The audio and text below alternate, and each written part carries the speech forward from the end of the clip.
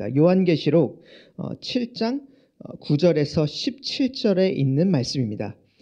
이 일 후에 내가 보니 각 나라와 족속과 백성과 방언에서 아무도 능히 셀 수 없는 큰 무리가 나와 흰 옷을 입고 손에 종려가지를 들고 보좌 앞과 어린 양 앞에 서서 큰 소리로 외쳐 이르되 구원하심이 보좌에 앉으신 우리 하나님과 어린 양에게 있도다 하니 모든 천사가 보좌와 장로들과 내 생물의 주위에 서 있다가 보좌 앞에 엎드려 얼굴을 대고 하나님께 경배하여 이르되 아멘. 찬송과 영광과 지혜와 감사와 존귀와 권능과 힘이 우리 하나님께 세세토록 있을지어다. 아멘 하더라. 장로 중 하나가 응답하여 나에게 이르되 이 흰옷 입은 자들이 누구며 또 어디서 왔느냐? 내가 말하기를 내 주여 당신이 아시나이다 하니 그가 나에게 이르되 이는 큰 환난에서 나오는 자들인데 어린 양의 피에 그 옷을 씻어 희게 하였느니라. 그러므로 그들이 하나님의 보좌 앞에 있고 또 그의 성전에서 밤낮 하나님을 섬김에 보좌에 앉으신 이가 그들 위에 장막을 치시리니 그들이 다시는 줄이지도 아니하며 목마르지도 아니하고 해나 아무 뜨거운 기운에 상하지도 아니하리니 이는 보좌 가운데 계신 어린 양이 그들의 목자가 되사 생명수 샘으로 인도하시고 하나님께서 그들의 눈에서 모든 눈물을 씻어주실 것입니다. 아멘. 제가 대학교 때 들었던 심리학 강의 중에 교수님이 했던 말 중에 굉장히 인상 깊게 남은 문구가 하나 있습니다. 그 문구가 뭐였냐면은 생각하는 대로 살지 않으면은 너가 사는 대로 생각하게 된다. 대학교 당시 때 그때 굉장히 그게 마음에 와닿았어요. 왜냐면 내가 생각하는 대로 살지 않으면은 내가 사는 대로 생각하게 되는구나. 나중에 이제 알고 보니까 찾아보니까 이제 폴 브루제라는 프랑스에 있는 소설가가 했던 말이에요. 근데 그때 당시에 교수님이 그 수업 당시에 그 말을 사용할 때에는 이제 너가 만약에 대학생들에게 하는 말이에요. 그래서 너가 만약에 생각하는 대로 정말로 어떤 계획과 생각하는 대로 삶을 이끌어 나가지 않는다라면은 너가 생각하는 대로 삶의 모습을 형성해 나가지 않는다라면은 결국은 너가 매일매일 살아가는 그 너의 모습대로 너가 삶을 생각하게 될 거라고, 너의 삶의 관점을 너가 어떻게 사느냐가 결정하게 될 거라고. 그런 이야기로 이 문구를 사용하셨던 게 제 기억에 남습니다. 저희가 1월 한 달 동안에 가스펠시티 교회의 어떤 가치와 우리가 중요하게 생각하는 것들에 대해서 함께 생각해 보는 이유도 비슷합니다. 왜냐하면 우리가 원하는 것은 우리의 어떤 문화 안에 있는 자연스럽게 나오는 것들이 그냥 우리가 어떤 교회인지를 결정하는 것을 원하지 않습니다. 그러나 우리가 원하는 것은 우리가 정말로 믿는 바, 그리고 그 복음의 안에 드러나 있는 그 진리와 복음 안에 드러나 있는 우리가 믿는 것들이 그것이 우리가 어떤 교회인지, 그것이 우리가 어떤 사람인지, 우리가 어떤 공동체인지를 만들어 나가야 한다고 믿기 때문입니다. 우리가 종종 어떨 때는 우리가 정말로 알아채지 못한 그 우리 안에 있는 건강하지 못한 모습, 혹은 우리의 죄의 모습들이 우리 어떤 교회 공동체의 문화를 만들어 나가는 경우들이 있을 수 있습니다. 하지만 정말로 우리가 원하는 것은 복음과 그리고 그 복음이 우리 삶에 그리고 우리 공동체에 어떻게 나타나는지가 우리 교회 공동체의 모습과 우리 문화를 계속해서 형성해 나가야 된다라고 믿기 때문입니다. 그것이 우리가 이 가스펠시티 교회의 가치와 핵심 가치 시리즈를 올 1월에 진행하는 이유입니다. 그런 의미에서 오늘 우리가 나누는 주제인 복음 중심의 예배도 굉장히 중요한 것 같습니다. 왜냐하면 이 복음 중심의 예배라고 할 때 저희가 오늘 이 예배라는 단어를 사용할 때 주로 사용할 이 예배라는 단어는 일요일에 모이는 이 예배의 모임을 말합니다. 우리가 그리스도인의 공동체로서 하나님의 사람들로서 같이 모이는 이 공예배, 공적인 일요일 예배의 모임을 주로 오늘 제가 그것을 지칭을 할 텐데, 제가 매주 모일 때에 이 예배의 모임이 단순히 우리가 그냥 모여서 자연스럽게 이렇게 일어나는 일들이 그 예배의 모습을 형성하는 것을 우리가 원하지 않습니다. 그러나 우리가 정말로 붙들고 있는 이 복음의 메시지가 우리 이 예배의 모습을 매주 모이는 이 예배의 모습을 형성하기를 원하기 때문입니다. 그래서 가스펠시티 교회는 복음 중심의 예배를 중요한 가치라고 생각을 합니다. 그것이 우리에게 굉장히 중요하다라고 생각을 합니다. 그리고 오늘 두 가지 질문을 우리가 이 말씀을 보면서 함께 해볼 텐데요.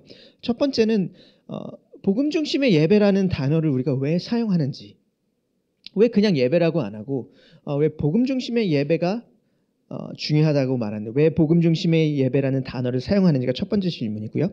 두 번째로는 이 복음 중심의 예배가 우리에게, 나에게 왜 중요한지, 그래서 그 두 가지 질문을 우리가 오늘 함께 해보려고 합니다. 그래서 첫 번째 질문은 것입니다. 왜 복음 중심의 예배라는 단어를 우리가 왜 사용하는 겁니까? 우리가 오늘 읽었던 말씀을 한번 다시 살펴보기를 원해요. 오늘 우리가 읽은 요한계시록의 말씀은 이제 하나님의 사람들이 함께 모여서 예배하는 모습을 본 이미지입니다. 그 예배하는 모습을 본 것을 묘사하고 있는 장면입니다.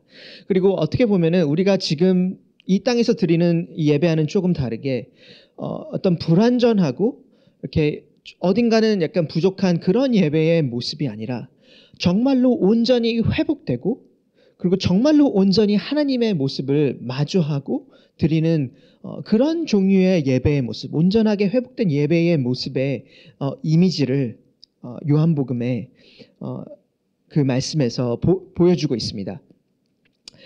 그리고 이 말씀에서 저희가 오늘 발견하게 되는 그 예배의 패턴이 복음이 모든 예배의 중심이라는 것입니다.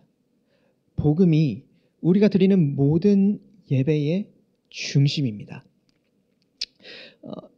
오늘 읽었던 말씀 9절에서 11절을 제가 한 번 더 읽어드릴게요. 한번 같이 봅시다.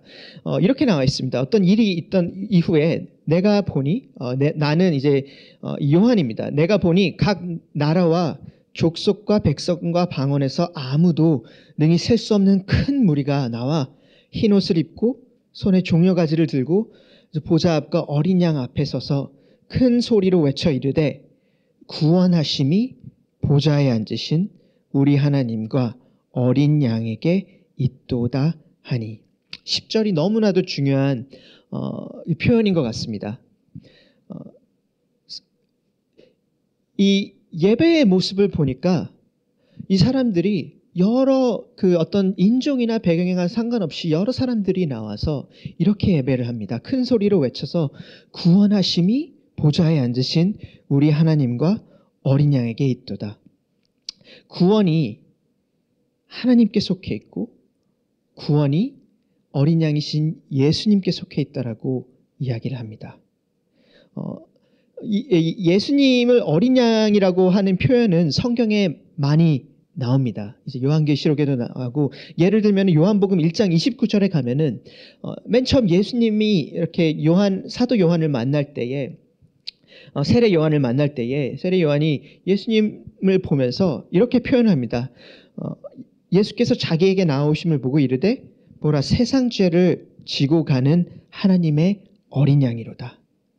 그래서 이 어린 양이라는 표현은 예수님께서 죄인들의 죄를 대신해서 그 결과를 받으시는, 그 죄의 결과를 대신 받으시는 제물로 자신을 드렸다라는 표현으로 어린 양이라는 표현이 이 성경에서 굉장히 많이 나옵니다. 그래서 오늘 읽었던 말씀에 구원하심이 보좌에 앉으신 하나님과 어떤 구원이라는 것이 하나님과 그리고 그 어린 양께 속해 있다라고 말하는 그 고백과 그 외침은 결국은 그 복음의 메시지에 대한 외침입니다. 우리를 정말로 우리가 마주하고 있는 가장 큰 문제, 그 악과 죄와 그 결과, 우리가 경험하고 있는 그 모든 고통과 어려움과 그리고 그것들로부터 우리를 정말로 깨끗게 하고 건져내시는 그것이 다른 어떤 것이 아니라 하나님과 그리고 우리의 죄를 위해서 죽으신 예수님께 달려있다라는 것. 그 고백, 그 복음의 메시지가 우리 오늘 요한복음에서 보는 이 예배의 모습의 가장 핵심적인 주제이고 핵심적인 패턴입니다. 그래서 모든 예배의 주제는 이 복음이 그 중심에 있습니다. 꼭 이 요한계시록뿐만이 아니라 저희가 이 요한계시록은 성경의 가장 마지막에 있는 책이라고 했는데 다른 몇 가지 구절을 제가 또 소개를 해드리려고 합니다. 예를 들면은 출애굽기 이제 15장 1절 2절을 보면은 이런 장면이 있습니다. 이 출애굽기 스토리에서 모세가 이스라엘 민족들을 데리고 탈출하는 그런 이야기가 있습니다. 아마 그 제목이 뭐였죠? 이집트의 왕자였나요? 그 만화를 보신 분들은 그 스토리를 아마 대충은 알고 계실 거예요. 이 이집트 땅에서 이스라엘 백성들이 400년 동안 노예로 고통을 받던 그 삶을 탈출하면서 이제 그 홍해가 갈라지고 그 홍해를 건너서 마침내 그 노예의 삶으로부터 자유롭게 되는 그 일이 있습니다. 그리고 그 바로 이후에 모세가 하나님한테 이렇게 노래하고 예배합니다. 여호와는 나의 힘이요 노래시며 나의 구원이시로다. 그는 나의 하나님이시로다. 내가 그를 찬송할 것이요 내 아버지의 하나님이시니 내가 그를 높이시리라. 그래서 성경이 가장 처음에 가장 앞부분에 있는 이야기에서부터 우리는 이 메시지를 우리가 보게 됩니다. 하나님이 우리를 우리의 문제 가운데서 구원하시는 하나님이라는 그 복음의 메시지가 성경 전체의 그 예배의 모습 속에 나와 있습니다. 다른 한 가지 더 또 예를 들어보겠습니다. 시편 27편의 1절에 보면은 다윗의 어떤 예배와 찬양의 모습입니다. 이렇게 고백합니다. 여호와는 나의 빛이요 나의 구원이시니 내가 누구를 두려워하리요? 여호와는 내 생명의 능력이시니 내가 누구를 무서워하리요? 그래서 이 예배의 메인 메시지가 그리고 그 주제가 복음의 메시지라는 어떤 그 내용은 그렇기 때문에 복음 중심의 예배라는 우리가 단어를 사용하는 이유는 단순히 가스펠시티 교회만의 것이 아닙니다.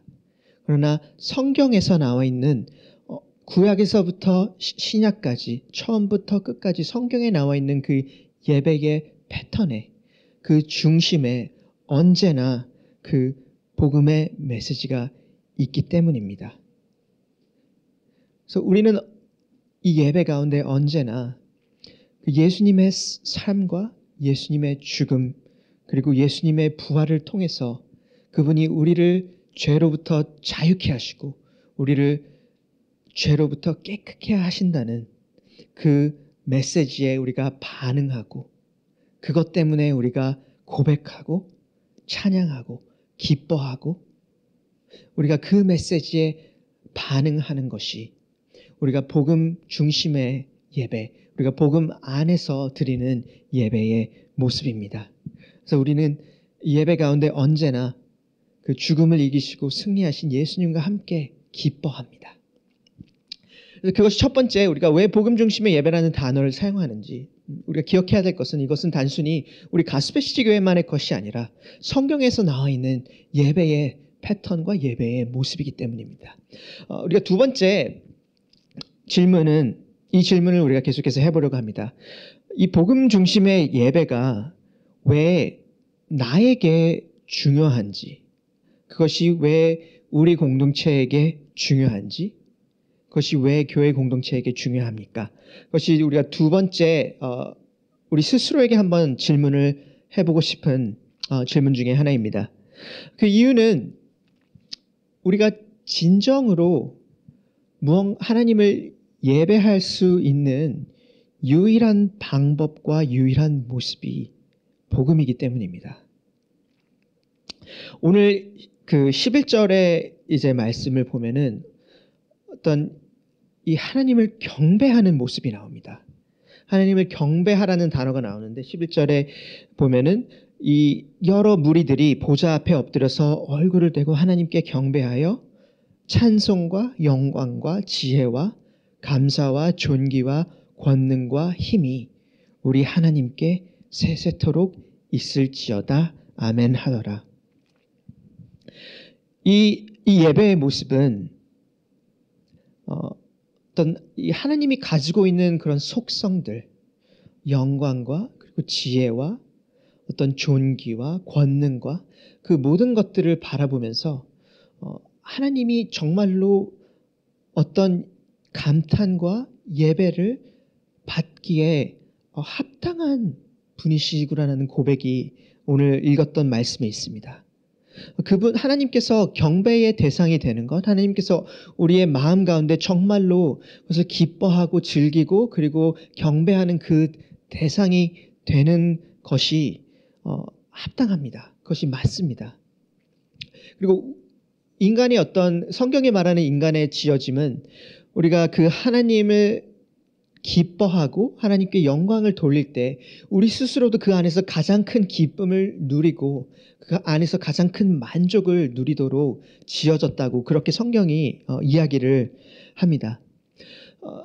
그래서 많은 사람들이 그런 이야기를 합니다. 어떤 예배에 대해서 이야기를 할 때에 하나님이 예배를 받기 합당하시고 그럴 만한 분이시기 때문에 우리가 정말로 어떤 하나님이 어떤 분이신지를 우리가 볼 때에 우리가 그분을 예배할 수밖에 없다. 그런 말들을 합니다. 여러분 그거에 대해서 다시 한번 조금 생각을 우리가 해보면 좋을 것 같습니다. 왜냐하면 우리가 정말로 어떤 예배에 대해서 생각할 때 그리고 누군가 하나님을 경배한다라는 것을 생각할 때 우리가 정말로 마주하게 되는 문제 혹은 어려움은 하나님이 어떤 분이신가에 대한 어려움이 아닙니다. 그러나 사실 우리가 정말 마주하게 되는 어려움은 우리 마음 안에서 일어나는 어려움입니다. 왜냐하면 어떤 것을 경배하는 것, 어떤 것을 정말로 와우 엄청나다 그리고 예배하는 것이 어떤 강요로 될 수 있는 것이 아니기 때문입니다. 단순히 강요로 될 수 있는 것도 아니고 그리고 이것을 이렇게 해야 해라고 명령으로만 될 수도 있는 것이 아니고 진정으로 우리 마음 안에서 어떤 그 변화와 우리 마음 안에서의 나오는 예배가 있어야지만 가능한 것이기 때문입니다. 그래서 우리가 마주하게 되는 진짜 문제는 지식적으로 우리가 하나님이 어떤 분이신지를 이해 못하는 것뿐만이 아니라 정말 우리 마음 안에 어떤 왜곡되고 부패된 것들이 우리가 진짜 좋은 것을 그리고 진짜 하나님을 기뻐하고 경배할 수 없게 만들기 때문입니다.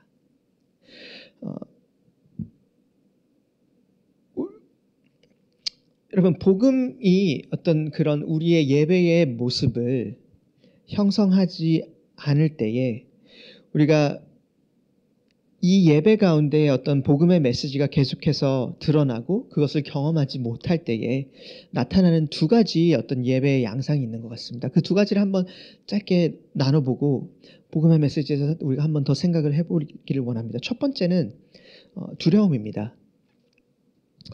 예전에 제가 이제 그 하나님을 예배하는 것과 관련한 이런 이야기를 대학교 때 같이 하면서 이런 이야기를 나눈 적이 있습니다. 이 친구가 그때 저한테 그런 이야기를 했었어요. 나는 일요일에 예배를 가는 것이 너무 부담스럽다. 왜냐하면은 내가 일주일 동안에 너무 하나님이 보시기에 바르지 않게 살아서 그 일요일 예배를 가는 게 너무 부담스럽다. 그런 이야기를 했었어요. 아직 내가 삶이 바로 서지 않았는데 어떻게 내가 그 예배의 자리에 나갈 수 있겠냐고. 너무 하나님한테 죄송하고 오히려 죄를 짓는 것 같다고. 감히 내가 어떻게 예배할 수 있겠냐고. 그런 이야기를 이렇게 나눴던 적이 있습니다. 여러분 혹시 그런 생각을 해보신 적이 있으신지 모르겠어요. 내가 일주일 동안 너무 하나님 보시기에 바르지 않게 살았기 때문에 내가 예배의 자리에 나갈 수 없다라는 그런 마음. 아주 예전의 일이지만 기억을 해보면은 그 대화 가운데 제가 기억하는 것은 그 마음의 핵심은 이것이었던 것 같습니다. 좋은 마음이었던 것 같습니다. 어떻게 보면은 예배는 내가 어떤 하나님께 최고의 것 그리고 최선의 것 가장 깨끗한 것을 드리는 것이다. 그렇기 때문에 내가 그렇게 그것을 하나님께 드리지 못할 때, 하나님 앞에 나아갈 때에 하나님을 마주한다는 것 자체가 그것으로부터 너무나도 큰 죄책감과 수치감과 그리고 어떨 때는 너무나도 큰 두려움이 그 마음에 있었던 것 같습니다. 여러분, 이 마음 자세의 문제가 무엇입니까? 예배는 내가 정말로 하나님께 최고의 것, 어떤 최선의 것, 가장 깨끗한 것을 드리는 것이다. 우리가 복음의 메시지 없이 그냥 이렇게 예배하러 나갈 때 결국은 마지막에 남게 되는 것은 두려움밖에 없을 것입니다. 내가 중심이 되어서 내가 드릴 수 있는 가장 깨끗한 것, 그리고 내가 드릴 수 있는 가장 좋은 것을 드리는 것. 왜냐하면 두 가지가 있습니다. 하나는 내가 그렇게 하지 못했을 때 오는 어떤 두려움과 수치심과 죄책감, 하나님 앞에 나아가지 못하게 합니다. 두 번째로는 그것뿐만이 아니라 내가 생각하는 가장 최선의 것, 가장 깨끗한 것, 가장 좋은 것을 내가 하나님께 드린다라고 생각했을 그때조차도 어느 순간 우리가 알게 됩니다. 경험하게 됩니다. 내가 주는 가장 깨끗함, 내가 줄 수 있는 가장 좋은 것이 정말 크신 하나님과 비교해 봤을 때는 정말 티끌과도 같구나. 그래서 복음의 메시지가 없이 우리가 하나님 앞에 예배를 나간다라고 생각했을 때에 언제나 그 끝에는 그 두려움과 수치심과 죄책감이 있을 수밖에 없습니다. 그렇기 때문에 우리가 복음 안에서 예배 가운데 나아갑니다. 하나님께서 우리를 이미 깨끗게 하셨기 때문에 우리가 그분께 반응해서 그분께 나의 것을 드리며 나아갑니다. 그분께서 이미 나를 부르셨고 나를 자녀로 삼으셨기 때문에 내가 그분께 나아가 나의 것을 두려움과 죄책감과 수치심이 아니라 감사함과 기쁨으로 드리고 그분을 예배하고 경배합니다. 첫 번째, 우리가 복음이 없을 때 나타나는 것은 두려움입니다. 두 번째, 두려움과 반대로 두 번째 우리가 보게 되는 것은 가짜 신, 우상이라는 단어입니다. 가짜 신입니다. 두려움과는 반대로 우리가 복음이 중심이 되지 않을 때에 우리의 어떤 예배의 가장 큰 핵심 주제가 복음이 되지 않을 때에 일어나는 것은 계속해서 우리 안에 있는 가짜 신들을 여전히 예배하는 것입니다. 여러분, 우리가 일요일 이 예배 모임에 나와서 어떤 열정적으로 하나님을 찬양하고 예배를 드릴 때에도 내 안에는 여전히 다른 신을 우리가 구하고 예배할 수 있습니다. 이것을 우리가 가장 잘 생각해 볼 수 있는 방법 중에 하나는 이 질문을 우리 스스로에게 해보는 것인 것 같습니다. 오늘 그 읽은 말씀에 보면 구원하심이 보좌에 앉으신 우리 하나님과 어린 양께 있다라고 나와 있습니다.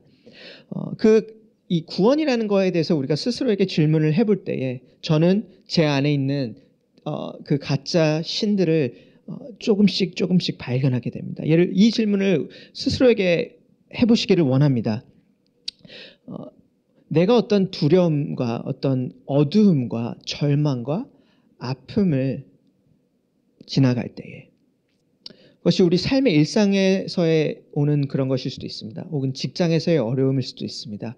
혹은 어떤 그냥 내면의 그런 불안과 우울일 수도 있습니다.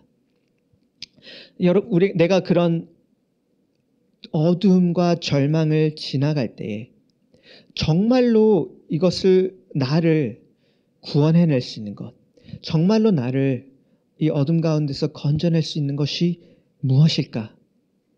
라는 질문을 할 때에 우리 안에 정말로 내가 예배하고 있는 그 신이 어떤 것인지를 우리가 조금은 찾아볼 수 있는 것 같습니다. 이것이 어떤 모습인지 이 예시를 들어서 한번 설명을 해보려고 합니다. 한국에 다른 나라에는 없는 굉장히 특별한 기도회가 있습니다. 특별한 기도회들이 많이 있는데 그 중에 제가 이번 설교를 준비하면서 생각했던 것 중에 하나는 이것입니다. 한국에 다른 나라에 없는 이 특별한 기도회가 있는데 수능을 위한 기도회입니다.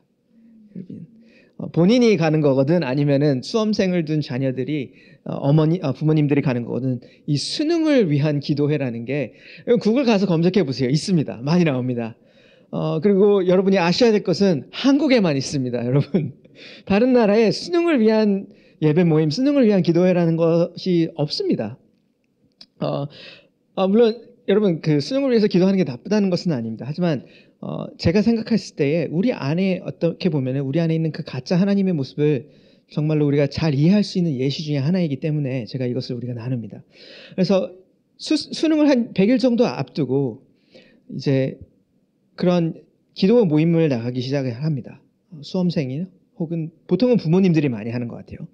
부모님들이 나가면서 이 수능을 보는 학생을 위해서 기도를 해요. 자기 아들이나 딸을 위해서 수능을 잘 볼 수 있도록, 그리고 실수를 하지 않을 수 있도록, 그리고 시험을 정말로 잘 쳐서 좋은 대학에 갈 수 있도록, 그리고 하나님께 그렇게 해서 영광을 돌릴 수 있도록 예배의 자리에 나가서 찬양을 하고 예배를 드리고 기도를 합니다. 예배를 드립니다. 근데 여러분 정말로 잘 생각을 해보시면은 우리가 어떤 그런 수능을 위해서 하는 기도회란 혹은 수능을 위한 예배라는 것을 생각해 볼 때에 정말로 우리가 그 예배를 하는 순간에도 그 안에 있는 가짜 하나님은 어떻게 보면은 교육을 통한 성공일 수가 있습니다. 왜냐하면 그 내면 깊숙이 정말로 수능을 잘 쳐서 괜찮은 대학을 가서 정말로 좋은 대학을 가서 좋은 직장을 가진다라면은 그것이 내 삶에 혹은 그것이 내 아들과 딸의 삶에 가장 큰 행복과 진정한 의미를 줄 수 있을 것이라고. 그리고 그것만 있다라면은 정말로 좋은 대학을 가서 좋은 직장을 갖고 좋은 회사를 다닌다라면은 그렇게 성공을 한다라면은 그렇다라면은 그것이 우리 삶에서 고통과 어두움을 없애줄 수 있을 것이라고. 우리를 그 가운데서 구원해낼 수 있을 거라고. 그렇게 그 중심에 가짜 하나님이, 가짜 신이, 가짜 구원자가 있을 수 있기 때문입니다. 열정을 다해 예배에 나가지만 그 안에서 정말 우리 마음 가운데 예배를 할 수 있는 것은 성공을 통한 구원, 가짜 구원자, 가짜 하나님입니다. 여러분 이 수능의 예시를 제가 들은 이유는 조금 더 명확하기 때문입니다. 우리가 이해하기 쉽고 명확하기 때문에 제가 이 수능의 예시를 들었습니다. 하지만 우리 마음에 있는 어떤 그런 가짜 하나님과 우상들은 너무 많은 때에 정말로 교묘하게 숨겨져 있고 잘 알아채기가 어려운 것 같습니다. 그것이 어떤 나쁜 것일 때는 우리가 더 알아채기가 쉽습니다. 나쁜 것이기 때문에 이게 하나님이 아니다, 가짜다라는 것을 알 수 있지만 정말로 우리 삶에 좋은 것들, 공부를 잘하는 것이 나쁜 것이 아닙니다. 좋은 것들, 성공하는 것이 나쁜 것이 아닙니다. 하지만 그런 좋은 것들이 우리의 가장 마음의 중심에 있는 하나님의 자리를 대신할 때에 우리가 그것을 정말로 알아차기가 어려울 수 있는 것 같습니다. 오늘 읽은 그 말씀에 구원하심이 보좌에 앉으신 우리 하나님과 어린 양에게 있다라고 말합니다. 복음의 메시지는 지난주에 저희가 이런 얘기를 했습니다. 단순하지만 복잡하다고. 복음의 메시지에는 언제나 챕터들이 있습니다.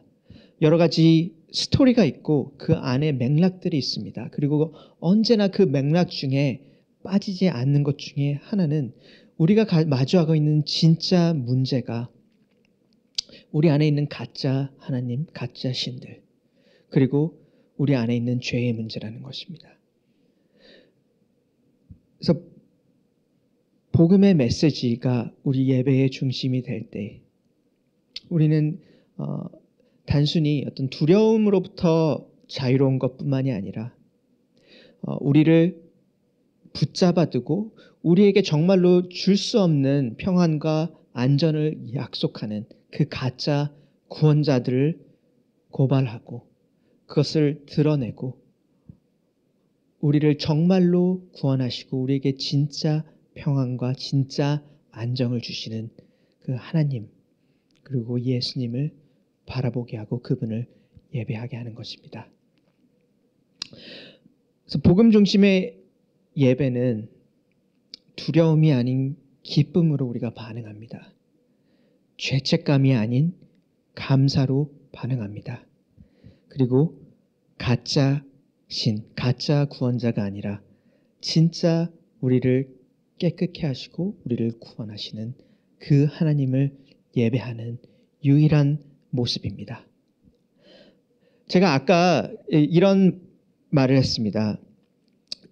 예배는 이제 내가 하나님께 내가 가진 최고의 것, 어떤 최선의 것, 그리고 가장 깨끗한 것을 드리는 것이다. 그런 말을 했습니다. 이 문장 자체는 틀린 문장이 아닙니다. 굉장히 성경적이고 굉장히 맞는 문장입니다. 우리의 가장 최선의 것, 우리의 가장 최고의 것을 드리는 것. 근데 우리가 그 문장을 기억할 때에 기억해야 될 것 중에 한 가지는 우리가 하나님께 드릴 수 있는 가장 최고의 것과 가장 최선의 것과 가장 깨끗한 것을 하나님께서 우리에게 주셨다는 것입니다. 예수님께서 그분의 피 흘리심으로 그 우리가 어떤 의미로도 얻을 수 없는 그 깨끗함과 의로움을 우리에게 주셨습니다. 예수님이 그분 자신을 우리에게 주셨습니다. 그래서 우리가 하나님께 나아갈 때에 우리가 드릴 수 있는 가장 좋은 것과 가장 최선의 것을 하나님께서 우리에게 주셨습니다. 그리고 우리가 그것을 통해서 하나님께 그것을 드리면서 나아가면서 예배하는 것. 그것이 복음 중심의 예배의 가장 중요한 부분 중에 핵심인 것 같습니다.